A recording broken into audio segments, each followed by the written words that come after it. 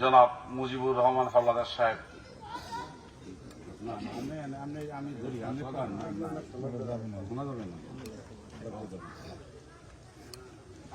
আসসালামু আলাইকুম। আজকে আমার ভাই, আমার কাকাতো ভাই, ওর অকাল মৃত্যুতে আপনারা যারা আত্মীয় স্বজন প্রাণের টানে সবাই কষ্ট করে জায়গায় ছুটে এসেছেন ওর দোয়ার জন্য।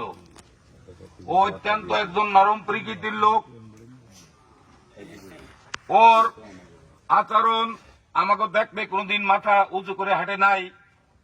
ওর অকাল মৃত্যুতে আমরা গভীরভাবে শোকাহত, আপনার আত্মীয় স্বজন সেই সাথেও শোকাহত, এটা জানি। না হলে জানাজার মাঠে আজকে যাকে দেখতেছি প্রায় লোক আমি চিনি, এই আত্মীয় সবাইকে চিনি। করার কিছু নাই, আল্লাহ তাআলা কখন কার মৃত্যু আসবে। ওর যে বেদি, সে বেদিটা ছিল সবচেয়ে মারাত্মক, যার কোনো অ্যান্সার এই পৃথিবীতে এখন পর্যন্ত কেউ তৈরি করতে পারে নাই। সেই ঘাতক বেদি পরকালে ওর জীবনটা নিয়ে গেছে, আল্লাহ ভালো জানেন। ওর মৃত্যুতে আমরা সবাই শোনার সাথে সাথে, আর ওর আসলেই আপনারাও সবাই, আজকে আমার আর এক ভাই নাই বাড়ি, ওর ওই ক্যান্সার, এই ক্যান্সার রোগটার কোনো জবাব আর শোনার সাথে সাথে আমার মনে হয় যেন কি যে এই ফ্যামিলিটা শেষ, এবং এ তো শেষই। এর যেহেতু কোনো অ্যান্সার তৈরি হয় নাই, সমস্ত রোগের জন্য দৌড়ঝাঁপ করা যায়, আর কোন দৌড়িলে লাভ নাই। দৌড় যত তত, কিন্তু কেউ তো মনে আমাদের মানে না যে ওর যতক্ষণ পর্যন্ত প্রাণ থাকে ওর চিকিৎসা হবে না, ঠিক কিনা বলেন? যাই হোক, আপনাদের অনেক কষ্ট হয়েছে। আপনারা আত্মীয় স্বজন যারা আসছেন দূর দূরান্ত থেকে এত কষ্ট করে, আপনারা আমাদেরকে ভালোবেসে ওর দোয়ার জন্য সবাইকে আমি আন্তরিকভাবে ধন্যবাদ জানাই।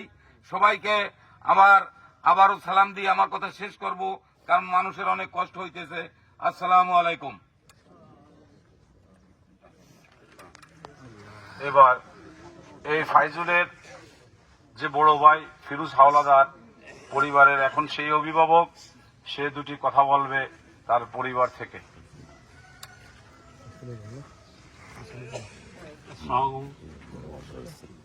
মরহুমের জানাজায় উপস্থিত মুসাল্লিয়ান, আপনারা ইতিমধ্যেই ওর সম্বন্ধে সিনিয়র ভাইদের কাছ থেকে সবকিছু জানতে পারছেন। তারপরও আমি আপনাদের কাছে দাঁড়িয়েছি, আমার ভাই, আমি আপনাদের কাছে দাঁড়িয়েছি। আমার ভাই যদি আপনাদের কাছে কোনো অন্যায় অপরাধ করে থাকে তবে ক্ষমা করে দেবেন। আর দেনাপানা ব্যাপারে যদি কারো কাছে কোনো কিছু থাকে তেমন আমাদের বলবেন, আমরা সেটা পরিশোধ করার জন্য পরিশোধ করবো। আমি শেষ করছি।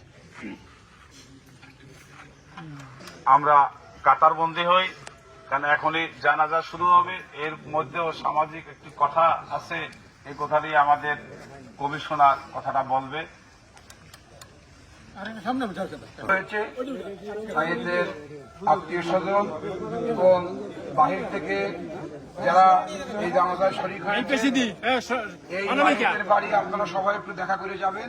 এই কথা বলে আমি কথা শেষ করছি। আসসালামু আলাইকুম। আসসালামু আলাইকুম।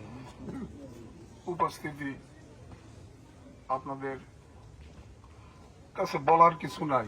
এই ভাতিজা এর সম্বন্ধে এখানে যারা পূর্ববর্তী বলছে, আসলে আমাদের বাড়ির ভিতরে, আমাদের বংশের ভিতরে এই রকমের একটা সভ্য শান্ত ছেলে খুব বিরল। তাই আমি আপনাদের সবার কাছে আমি অনুরোধ করি যে আপনারা ওর জন্য দোয়া করবেন যাতে জান্নাতবাসী হয়। আর ওর 3টা বাচ্চা রেখে গেছে, ওর মা আছে, ওর ভাইরা আছে, সবাই যদি ধৈর্য সহকারে থাকতে পারে, এই দোয়া আপনারা করবেন। এইটা আপনাদের সবার কাছে করজোরে অনুরোধ করি। আসসালামু আলাইকুম। আসলে আজকে আমরা যার জানাজায় সকলে শরীক হয়েছি, এই 3টা বাচ্চা রেখে গেছে। আরে কেমন মানুষ ছিল। পূর্ববর্তী বক্তারা অনেকেই বলে গেছেন। একটা কথাই আপনাদের সকলের কাছে চাচ্ছি, আর রুহের মাগফিরাতের জন্য, কবরে নাজাতের জন্য আপনারা দোয়া করবেন। এই বলেই আমি আমার কথা শেষ করছি। আজকে আমরা যার জন্য এখানে এসেছি, আমরা সবাই জানি তিনি একজন ভালো মানুষ ছিলেন, যার প্রমাণ আজকে শুক্রবার আল্লাহর ডাকে আমাদের মাঝ থেকে চলে গেছেন। আমি সবাইকে অনুরোধ করব যে আমরা তার জন্য আমরা দোয়া করব যাতে তিনি জান্নাতবাসী হন এবং তার পরিবারের যারা সদস্য আছে সবাই যাতে ধৈর্য ধরতে পারে, এদিকে আমরা সবাই তাদের জন্য দোয়া করব। আসসালামু আলাইকুম। আমাদের গ্রামের অত্যন্ত নিকটতম আত্মীয় মৌলানা আবুল কালাম আজাদ সাহেবকে দুটি কথা বলার জন্য অনুরোধ করছি। হামিদুল মুসলিয়া, সম্মানিত উপস্থিতি, অনেক ওলামা হযরত এখানে আছেন, সবাইকে একটু করে সময় দিলে মানে আসরে রক্ত হয়ে যাবে মনে হয়। এই জন্য আসলে এখানে বলার কোনো ভাষা নেই। আল্লাহ তাআলা ওরে যে তরবিয়াত আর যে আখলাক আর যে আচরণ দিয়া ওরে বানাইছিল, আমারই হিংসা লাগে। আজকে সকালবেলা আমি 2টা মার্ডার কেসের দরবার করছি, এত ব্যস্ত, তার ভিতর দিয়ে আমি আত্মীয়তার জন্য নয়, ওর ব্যবহারে আমাকে নিয়ে আসছি। আমি এখানে আসছি ক্ষুদ্র 5 মিনিট আগে আসছি, এত ব্যস্ত ছিলাম। তো ওর আচরণ আর আলেমুল আমাদের সঙ্গে ওর যে আচরণ, ওদের সম্পর্ক, আমি একদম আশাবাদী যে আল্লাহ তাআলা ওর এই ভালো ব্যবহারের কারণে, আলেমদের সঙ্গে সম্পর্ক রাখার কারণে আল্লাহ ওকে মাফ করে দিবেন, আল্লাহকে জান্নাত নসিব করবেন। তো আমিও দোয়া করি, আপনাদের কাছে দোয়া চাই ছোট ভাই হিসাবে, আল্লাহ ওকে জান্নাতুল ফিরদাউস নসিব করেন। আর সবচেয়ে বড় বিষয়টা হলো যে ওর যে বাচ্চা কয়টা দেখে গেছে, আসলে তাকাইলে মন মানে না।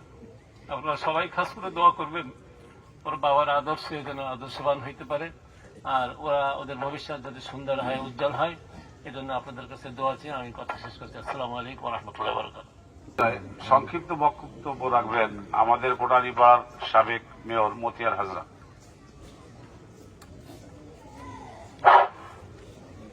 আসসালামু আলাইকুম। সম্মানিত উপস্থিতি, আপনারা যারা এই জানাজার নামাজে উপস্থিত হয়েছেন বিভিন্ন এলাকা থেকে, সম্মানিত মুরব্বীবৃন্দ, যুবক ভাইয়েরা, আজকে সাপ্তাহিক হজের দিন শুক্রবার, এবং যে সময় ওর মৃত্যুটা হয়েছে অত্যন্ত ভালো মৃত্যু, শুক্রবারের একটি বার পেয়েছে। হুজুরদের মসলা মোতাবেক, ধর্মীয় মোতাবেক, যে শুক্রবার যদি কারো মৃত্যু হয় তার মৃত্যুটা হয়তো কবর আযাব মাফ হয় এবং আল্লাহ তাআলা তাকে বেহেশতবাসী করে। আমরা সবাই এখানে যারা উপস্থিত হয়েছি সবাই জানাজার নামাজের অর্থ হচ্ছে দোয়া। ও দীর্ঘদিন ঢাকার বাজার ব্যবসা করেছে, আপনারা অনেকে এখানে উপস্থিত হয়েছে বিভিন্ন এলাকা থেকে, আমাদের আত্মীয়। যাই হোক, সে 2টি বাচ্চা, 3টি ছেলে রেখে গেছে, অত্যন্ত নাবালক। আর ছোট ছেলেটা বোঝে না যে আর বাবার কি হয়েছে। এ তো মর্মান্তিক আর ঘটনা অনেকের জীবনেই নাই। যাই হোক, আপনারা সবাই দোয়া করবেন। তার শোক সমস্ত পরিবারের প্রতি সমবেদনা জ্ঞাপন করছি। আল্লাহ তাআলা তাকে পরকালে উচ্চ আকামা দান করুক। এই কথা বলে আমি আমার কথা শেষ করছি। সবাইকে ধন্যবাদ। আসসালামু আলাইকুম ওয়া রাহমাতুল্লাহি ওয়া বারাকাতুহু। বাড়িতে মুসল্লিয়ান সবাই আমাদের এই পথে পথিক হইতে হবে।